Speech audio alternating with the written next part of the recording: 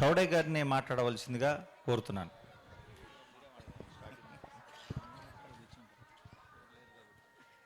Thanks. వేదికను అలంకరించినటువంటి పెద్దలకి, ఈ కార్యక్రమానికి విచ్చేసినటువంటి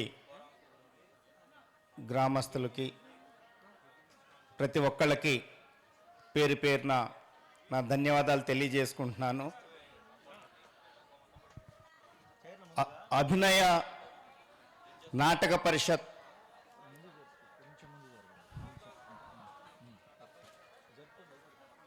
కార్యక్రమాన్ని నిర్వహిస్తున్నటువంటి మన శ్రీనివాస్ గారు, ఆయన ఇంటి పేరునే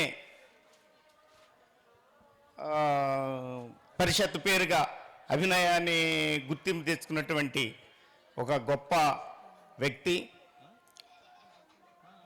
ఇలాంటి మంచి నాటికల్ని కొనుగోబాటులో ఒక వేదికగా చేసుకొని, మనం ఎక్కడో సినిమాల్లో చూసి చాలా దుఃఖిచ్చే కార్యక్రమాలు చూస్తుంటాం.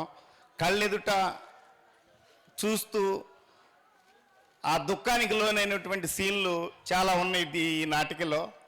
ఇంత గొప్ప నాటికల్ని మన కళ్ళగట్టినట్టు చూపిస్తూ ఇలాంటి మంచి కార్యక్రమాలు చేస్తున్నటువంటి శ్రీనివాస్ గారికి మనందరం కూడా ఆయన్ని గౌరవించుకోవాల్సిన పరిస్థితి.